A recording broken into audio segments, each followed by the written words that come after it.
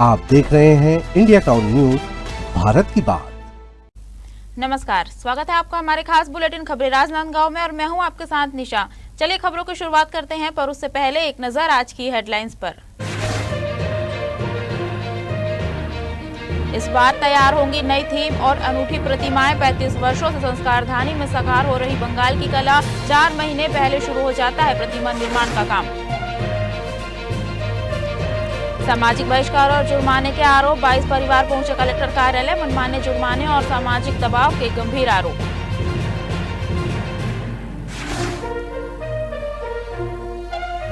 रक्षाबंधन को लेकर बाजारों में बढ़ी रौनक, बच्चों के लिए लाइट और म्यूजिकल राखियां बनी आकर्षण का केंद्र।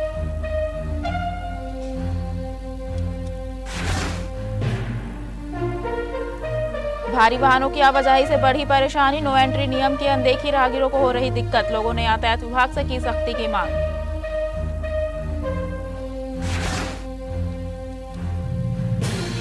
लंबित वेतन को लेकर निगम कार्यालय में प्रदर्शन, वेतन में देरी से बढ़ी आर्थिक परेशानी, जल्द भुगतान नहीं हुआ तो आंदोलन तेज करने की चेतावनी। संस्कारधानी राजनांदगांव में गणेश उत्सव की तैयारियां तेज हो गई है। हर वर्ष की तरह इस बार भी कोलकाता से आए मूर्तिकार अपनी बेमिसाल कला से भगवान गणेश की आकर्षक प्रतिमाएं तैयार करने में जुटे हैं। पिछले करीब 35 वर्षों से ये कलाकार अपनी अनूठी शिल्पकला के जरिए शहर की धार्मिक और सांस्कृतिक परंपरा का हिस्सा बने हुए हैं। इस बार भी लोगों के लिए कुछ नया और अनोखा देखने को मिल सकता है। कोलकाता की दुर्गा पूजा अपनी भव्य मूर्तियों के लिए विश्व भर में प्रसिद्ध है और उसी कला की झलक राजनांदगांव में भी देखने को मिलती है।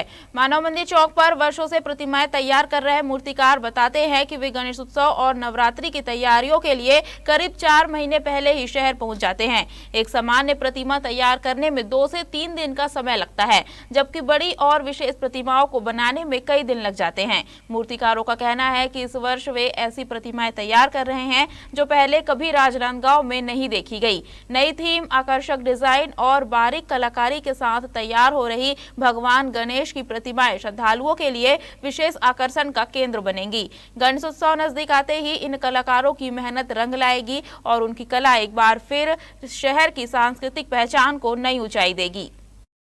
छोटा बड़ा मूर्ति का तो समय अलग अलग लगता है। अगर एक मूर्ति एक दिन में छोटा साइज का, मीडियम साइज का होता है ना, तो रेडी हो जाता है। मतलब पूरा काम फिर भी नहीं होता है, लगभग रेडी हो जाता है, थोड़ा बचा रहता है। मट्टी का काम होता है, पेंट नहीं होता है। ऐसी मट्टी का कुछ कुछ हो जाता है।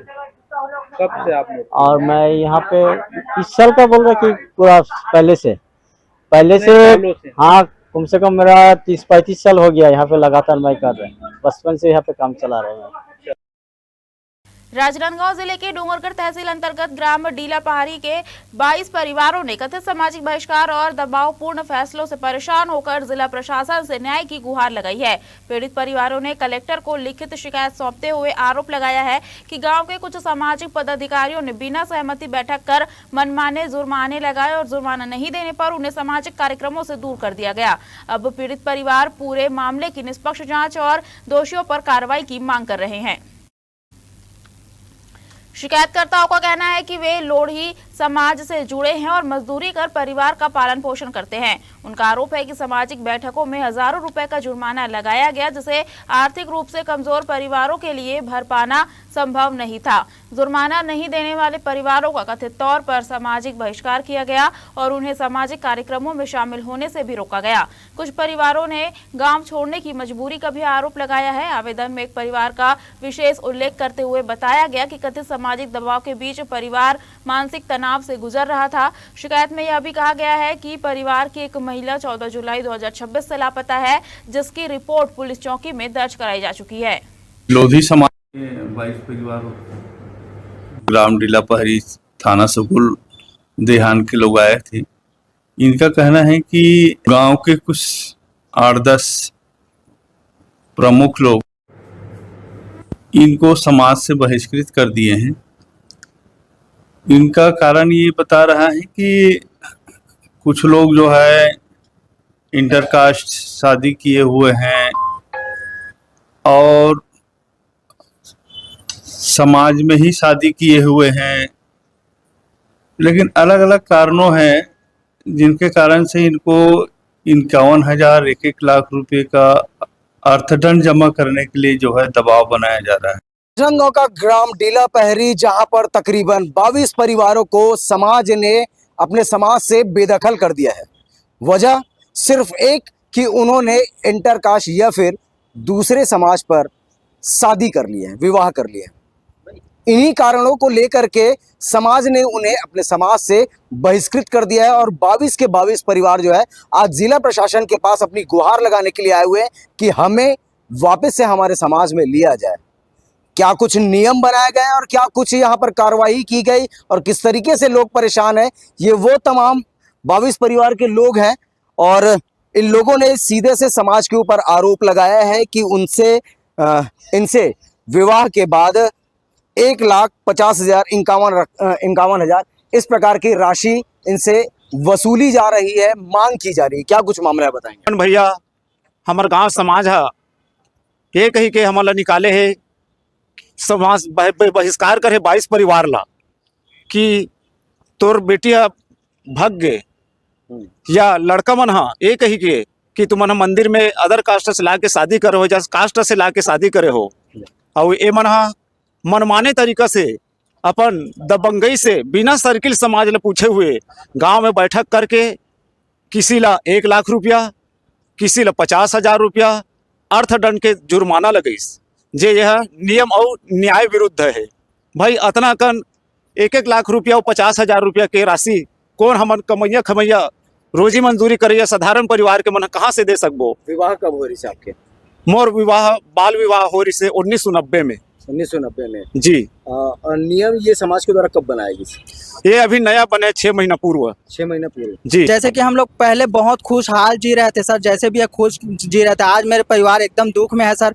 सब अचानक से हमको छोड़ दिया गया, जबकि समाज ने हमसे 5,000 रुपये ले भी लिए थे और कुछ टाइम भी दिए थे। तो हम सर गरीब खाने कमाने वाले आदमी हैं। हम एक बार में ये जब जो ये समाज ने नियम बनाया था तब क्या आम सभा की बैठक हुई थी, सामाजिक बैठक हुई थी? क्या आप लोगों की जानकारी में है ये सब? सर बैठक जब समाज बना तो बैठक हुआ, इसमें हम लोग ने प्रस्ताव रखा, लेकिन हमारा कोई मतलब सुनवाई नहीं किया गया। वहाँ डायरेक्ट अपना चलाया गया कि नहीं आपको इतना देना है तभी आपको समाज में मिलाया जाएगा, इस टाइप से। फिलहाल अभी परेशान लोग जो है जिला प्रशासन के पास गुहार लगाने के लिए मौजूद हो चुके हैं, यहाँ पहुंच चुके हैं। अब देखना तो ये होगा कि जिला प्रशासन की किस तरीके से सख्ती देखी जाती है और साथ ही साथ क्या ये परिवारों को वो न्याय मिल पाता है जिनके वो हकदार है। तकरीबन लोग जो है 5 साल 10 साल पहले अपना विवाह कर चुके हैं, लेकिन नियम बताया जा रहा है कि कथित तौर पर पिछले 5-6 महीने पहले ही बनाया गया है। देश प्रदेश की अन्य खबरों को लेकर के देखते रहिए इंडिया टाउन न्यूज़ भारत के बाद। इस खबर पर फिलहाल इतना ही, तब तक के लिए मुझे दीजिए इजाजत। नमस्कार। रक्षाबंधन पर्व को लेकर राजनांदगांव के बाजार पूरी तरह सज चुके हैं। त्योहार नजदीक आते ही खरीदारी का उत्साह भी बढ़ने लगा है। राखी की दुकानों पर सुबह से देर शाम तक ग्राहकों की भीड़ देखने को मिल रही है। इस बार पारंपरिक राखियों के साथ साथ आधुनिक डिजाइनों वाली राखियां भी लोगों को खूब आकर्षित कर रही है। दुकानदारों को उम्मीद है कि आने वाले दिनों में खरीदारी और तेज होगी। बाजार में इस बार डोरी राखी, रेशम राखी, स्टोन वर्क राखी, बच्चों के लिए कार्टून थीम राखी, लाइट वाली और म्यूजिकल यानी बोलने वाली राखियां उपलब्ध है। खासकर बच्चों को ध्यान में रखकर तैयार की गई रंग बिरंगी और आकर्षक राखियों की मांग सबसे अधिक देखी जा रही है। दुकानदारों का कहना है कि हर उम्र और हर बजट के ग्राहकों के लिए इस बार विशेष कलेक्शन तैयार किया गया है। राखी बाजार में इस वर्ष 10 रुपए से लेकर लगभग 1500 रुपए तक की राखियां उपलब्ध है। डिजाइन, गुणवत्ता और सजावट के अनुसार कीमतें तय की गई है। व्यापारी बताते हैं कि रक्षाबंधन के करीब आते आते बिक्री और तेजी आने की उम्मीद है। वहीं खरीदार भी अपनी पसंद और बजट के अनुसार राखियों की खरीदारी कर रहे हैं, जिससे बाजार में त्योहार की रौनक साफ नजर आ रही है। यह हम लोग को व्यापार करते हुए अभी लगभग कम से कम 20 से 25 साल हो गया है व्यापार करते हुए। हमारे पास राखियाँ 10 रुपए से लेकर 1000-1200 तक राखियाँ मिलेगी आपको। और यहाँ जो फ्लाईओवर पे जो लगाने का मकसद हमारा यह है कि हमारा दुकान क्या मार्केट पे लगता था बुढ़ाकू लाइन में। आयुक्त तो साहब बोले कि नहीं ट्रैफिक जाम होता है, क्या ग्राहक आते हैं गाड़ियों में आते हैं रोड पे खड़ा कर देते हैं, इसलिए आप लोग को यहाँ लगाना चाहिए, यहाँ लगाइए। हमें परमिशन दिया है तो हम क्या है कि फ्लाईओवर के नीचे महावीर चौक पे फ्लाईओवर के नीचे हमारी दुकान लग रही है और इसमें होली और राखी दोनों लगता है। राजनांदगांव में यातायात व्यवस्था को सुचारू बनाने के लिए कुछ माह पहले महारानी स्कूल के रेलवे स्टेशन मार्ग तक भारी वाहनों के प्रवेश पर समयबद्ध प्रतिबंध लगाया गया था। नियम के अनुसार सुबह 10 बजे तक और शाम 6 बजे के बाद ही भारी वाहनों को इस मार्ग से गुजरने की अनुमति थी, लेकिन अब हालात यह है कि यह व्यवस्था सिर्फ कागजों तक सीमित नजर आ रही है और दिन भर भारी वाहन बेधड़क इस मार्ग से गुजर रहे हैं। इससे आम लोगों में नाराजगी बढ़ती जा रही है। स्थानीय लोगों का कहना है कि शुरुआती दिनों में यातायात विभाग ने सख्ती से नियम लागू कराया था, लेकिन कुछ ही समय बाद कार्रवाई धीमी पड़ गई। अब दिन के व्यस्त समय भी ट्रक और अन्य भारी वाहन इस मार्ग से गुजर रहे हैं। इससे स्कूल आने जाने वाले बच्चों, दोपहिया वाहन चालकों और पैदल राहगीरों को परेशानी का सामना करना पड़ रहा है। साथ ही दुर्घटना की आशंका भी लगातार बनी हुई है। स्थानीय नागरिकों ने यातायात विभाग से नो एंट्री नियम का फिर से कड़ाई से पालन कराने की मांग की है। लोगों का कहना है कि यदि समयबद्ध प्रतिबंध का प्रभावी पालन कराया जाए तो यातायात सुगम होगा और दुर्घटनाओं की संभावना भी कम होगी। अब देखना होगा कि विभाग इस समस्या पर कितनी गंभीरता से कार्रवाई करता है और नियमों का पालन सुनिश्चित कराने के लिए क्या कदम उठाता है। राजनांदगांव नगर निगम में सफाई कर्मचारियों का वेतन भुगतान एक बार फिर विवाद का विषय बन गया है। लंबित वेतन की मांग को लेकर सफाई कर्मचारी यूनियन के सदस्य निगम कार्यालय पहुंचे और जोरदार नारेबाजी कर विरोध प्रदर्शन किया। कर्मचारियों का कहना है कि वे नियमित रूप से शहर की सफाई व्यवस्था संभाल रहे हैं, लेकिन समय पर वेतन नहीं मिलने से उनके सामने आर्थिक संकट खड़ा हो गया है। प्रदर्शन कर रहे कर्मचारियों ने बताया कि परिवार का भरण पोषण, बच्चों की पढ़ाई, राशन और अन्य जरूरी खर्च पूरी तरह वेतन पर निर्भर है। समय पर भुगतान नहीं होने के कारण उन्हें आर्थिक परेशानियों का सामना करना पड़ रहा है। यूनियन पदाधिकारियों का कहना है कि वे इस मुद्दे को लेकर कई बार निगम प्रशासन के सामने अपनी मांग रख चुके हैं, लेकिन अब तक कोई ठोस समाधान नहीं निकल पाया है। सफाई कर्मचारी यूनियन ने निगम प्रशासन से लंबित वेतन का जल्द भुगतान करने की मांग की है। कर्मचारियों ने चेतावनी दी है कि यदि उनकी मांगों पर शीघ्र सकारात्मक कार्रवाई नहीं हुई तो आंदोलन को और तेज किया जाएगा। प्रदर्शन के दौरान कुछ समय के लिए निगम कार्यालय परिसर में गहमा गहमी का माहौल रहा। अब सभी की नजरें इस बात पर है कि निगम प्रशासन कर्मचारियों की मांगों पर कब तक निर्णय लेकर राहत प्रदान करता है। हमारे सफाई कर्मचारियों का वेतन और ईपीएफ और ईएसआईसी जैसे राशि को देने में इन लोगों ने हमारे साथ बहुत बड़ा घोटाला किया है। जैसे कि सतीश अन्ना करके एक बॉम्बे ठेका का ठेकेदार है जो 7 महीने का वेतन और ईपीएफ और ईएसआईसी की राशि में बहुत बड़ा घोटाला किया है। और हमारे नियमित सफाई कर्मचारी और मास्टर रोल कर्मचारियों के साथ भी ऐसा ही होता है। विगत दिनों अरुण साव ने आया था जो कि विभाग के बड़े मंत्री हैं, करोड़ों का भूमि पूजन सौगात करने आए थे। अच्छी बात है, विकास होना चाहिए राजनांदगांव का, लेकिन सफाई कर्मचारियों के लिए इनके पास 1 रुपए भी नहीं है। ऐसा कौन सा न्याय हो रहा है सफाई कर्मचारियों के साथ? ये तो सफाई कर्मचारियों के साथ अन्याय है। सफाई कर्मचारियों को क्या बच्चे नहीं है? क्या इनके परिवार नहीं है जो हमारे सफाई कर्मचारियों के साथ काम कराने के बाद भी हमारे अपने मेहनत का पैसा देने के लिए इन लोगों के पास एक भी पैसा नहीं है।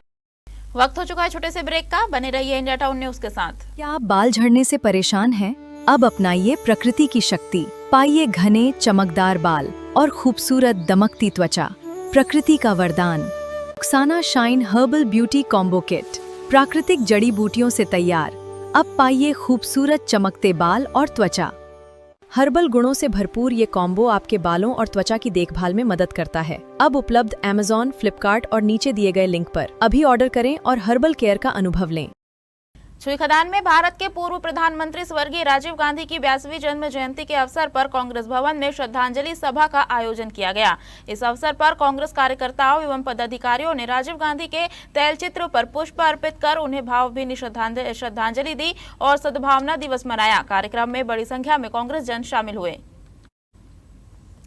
छुईखदान के कांग्रेस भवन में आयोजित श्रद्धांजलि सभा में कांग्रेस कार्यकर्ताओं ने स्वर्गीय राजीव गांधी के चित्र पर पुष्प अर्पित कर उनके प्रति सम्मान व्यक्त किया।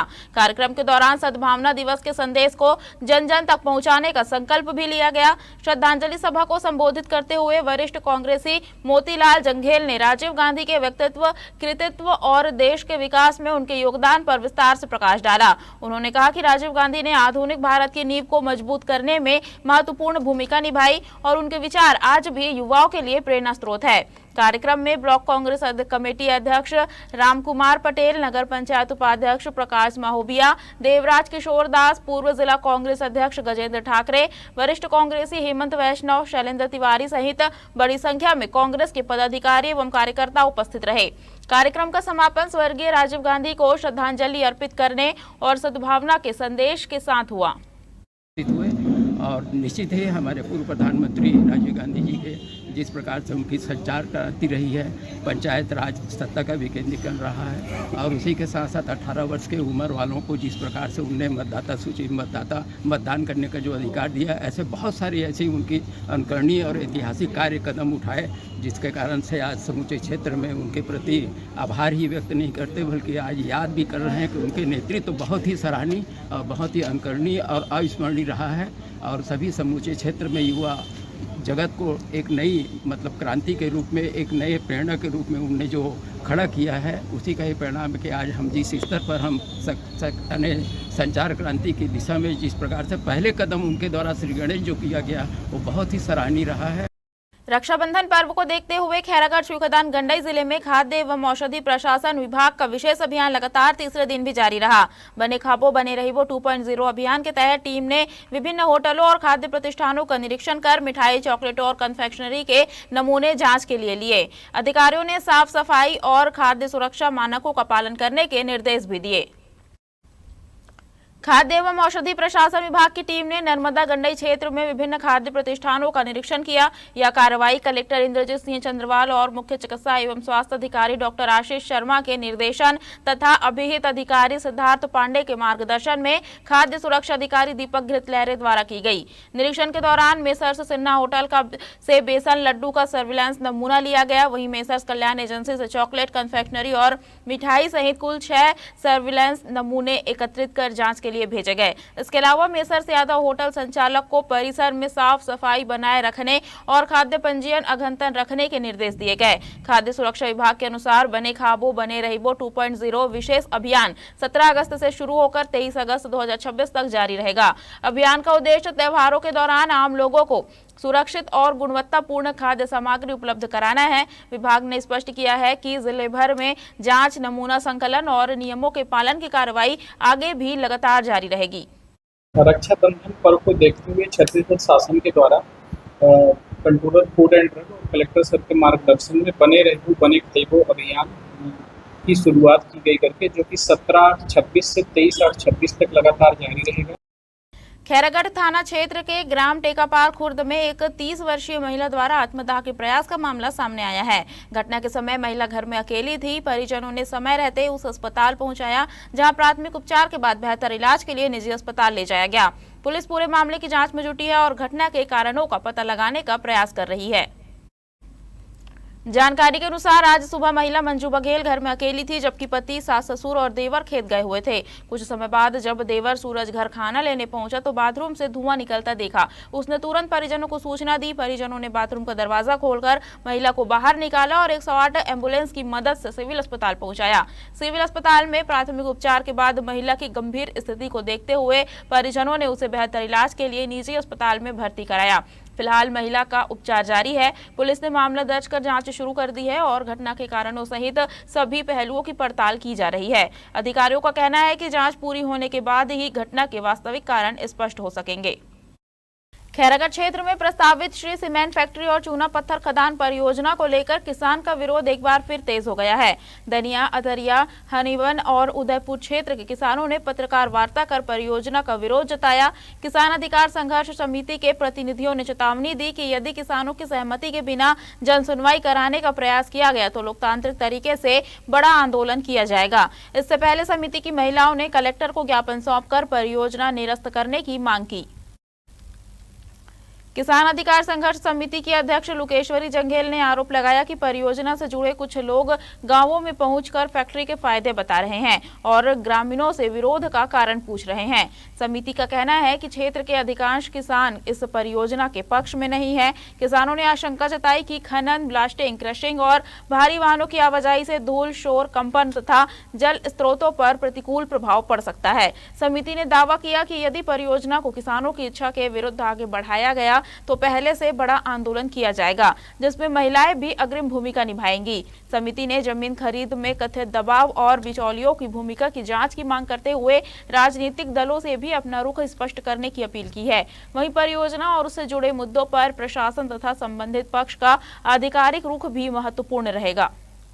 हम लोग की एकमत मांग है दनिया अतरिया हनईवन उदयपुर परिक्षेत्र की लगभग 55 गांव की किसानों की मांग को लेकर आज हम मातृशक्ति यहाँ प्रेस वार्ता किए। हम लोग की मांग है कि जो प्रस्तावित चूना पत्थर खदान है, उस खदान की किसी भी प्रकार की परियोजना को रद्द करे और जन सुनवाई न करे, और हम लोग की मांग है कि ये परियोजना पूर्णतः रद्द किया जाए। खैरागढ़ में करंट की चपेट में आने से किसान घनसाय पटेल की मौत का मामला अब तूल पकड़ता जा रहा है। घटना के 1 माह बाद विद्युत विभाग ने संबंधित कनिष्ठ अभियंता का तबादला तो करा दिया है, लेकिन अब सवाल उठ रहे हैं कि क्या सिर्फ तबादला ही पर्याप्त कार्रवाई है। परिजनों का आरोप है कि हादसे से पहले विभाग को टूटे तार की शिकायत दी गई थी, लेकिन समय रहते सुधार नहीं किया गया। अब परिवार जिम्मेदार अधिकारियों पर सख्त कार्रवाई और उचित मुआवजे की मांग कर रहा है। जुलाई को पीपला कछार गांव में खेत के पास टूटा हुआ विद्युत तार जानलेवा साबित हुआ। करंट की चपेट में आने से किसान घनसाय पटेल की मौके पर मौत हो गई, जबकि चंपा साहू और सीमन दास साहू गंभीर रूप से घायल हो गए। ग्रामीणों का कहना है कि टूटे तार की शिकायत करीब 2 माह पहले विद्युत विभाग को दी गई थी, लेकिन मरम्मत नहीं कराई गई। हादसे के बाद ही विभाग ने तार को तत्काल ठीक कर दिया। घनसाय पटेल परिवार के इकलौते कमाने वाले सदस्य थे। उनके निधन के बाद परिवार आर्थिक संकट से जूझ रहा है। मृतक की पत्नी शकुन पटेल ने जिम्मेदार अधिकारियों पर कड़ी कार्रवाई और परिवार के लिए उचित मुआवजे की मांग की है। वहीं कार्यपालन अभियंता AK दुबे का कहना है कि मामले की विभागीय जांच जारी है। कनिष्ठ अभियंता का तबादला किया जा चुका है तथा मुआवजे की प्रक्रिया शासन स्तर पर चल रही है। हालांकि बड़ा सवाल अब भी यही है कि यदि शिकायत पहले से थी तो हादसे को रोका क्यों नहीं जा सका। बीते माह 10 जुलाई को विद्युत विभाग की लापरवाही की वजह से पिपला कछार के रहने वाले एक किसान घनसाय पटेल की दर्दनाक मौत हो जाती है। मौत का कारण आपको बताना चाहूँगा कि जो ग्रामीण हैं पिछले 2 माह से लगातार विद्युत विभाग को शिकायत कर रहे थे कि एक खंबे का जो तार है वो टूट कर गिरा हुआ है, उसे आकर सुधार दें। लेकिन विद्युत विभाग की लापरवाही जिले में इस कदर हावी है कि विद्युत विभाग का कोई भी जिम्मेदार अधिकारी मौके पर नहीं पहुंचा 2 माह तक, और नहीं पहुंचने की वजह से जो किसान था घनसाय पटेल खेत में काम करने के लिए गया हुआ था 10 जुलाई को, और काम करने के दौरान तार की चपेट में आ गया और चपेट में आने से उसकी दर्दनाक मौत हो गई।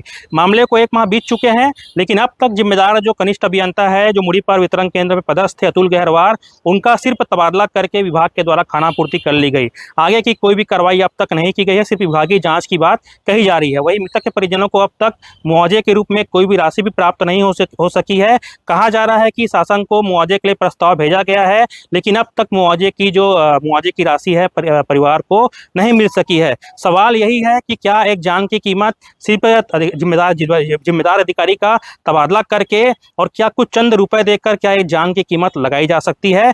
सबसे बड़ा सवाल यही है। और क्या आगे जिम्मेदार अधिकारी के ऊपर कड़ी से कड़ी कार्रवाई होगी, ये भी सबसे बड़ा सवाल बना हुआ है। इंडिया टाइम न्यूज के लिए खैरागढ़ साकेत श्रीवास्तव की रिपोर्ट। 2 महीना में और वो दिन कांट हो गए तो तुरंत आ गए हैं। अब मोर तो कोई नहीं है सहारा, और जो मोर पति रही तो चले गए, अब तो सहारा नहीं है मोर। नहीं कमाने खाने वाले, अब मैं का कमा सकूँ? नहीं अब ओकर रही चाहत हूँ भैया, मोर तो देखिए नहीं है तो कौन देखी। आप लोग में सहमत मांगत हूँ, नहीं मुआवजा मिल गया? नहीं मिले है, अब तक कुछ नहीं मिले है मोला। उसमें विभागीय कार्रवाई चल रही है, विभागीय जांच भी जारी है, और उस समय वहाँ जो पदस्थ कनिष्ठ अभियंता का स्थानांतरण कर दिया गया है उच्च कार्यालय के द्वारा, ताकि विभागीय जांच में कोई प्रकार की अड़चन न आवे। हमारे खास बुलेटिन खबरें राजनांदगांव में फिलहाल इतना ही। अब मुझे दीजिए इजाजत और आप देखते रहिए इंडिया टाउन न्यूज, भारत की बात। नमस्कार। आप देख रहे हैं इंडिया टाउन न्यूज, भारत की बात।